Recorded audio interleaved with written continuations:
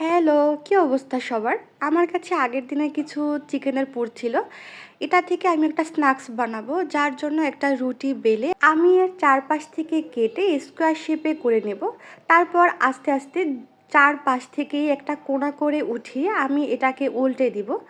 এর মধ্যে আমি একটুখানি চিকেনের পুর দিয়ে এখন ২ পাশ থেকে ধরে ধরে উঠিয়ে আমি সব কোণাগুলো লাগিয়ে দিব, যাতে ভাজার সময় এগুলো খুলে না যায়।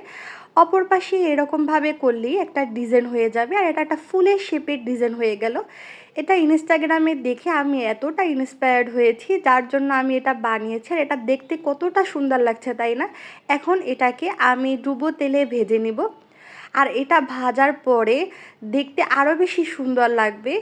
আসলে চিকেনের পুর থেকে যে কোনো কিছু বানালেই এটা কিন্তু খেতে ভালো লাগে। তারপর যদি এরকম সুন্দর ডিজাইনে বানানো যায়, দেখতেও কিন্তু খুবই আকর্ষণীয় লাগে। আপনারা এটা একবার হলেও ট্রাই করবেন। আর ছোট বড় সবাই কিন্তু খুব পছন্দ করবে। ওকে, আল্লাহ হাফেজ।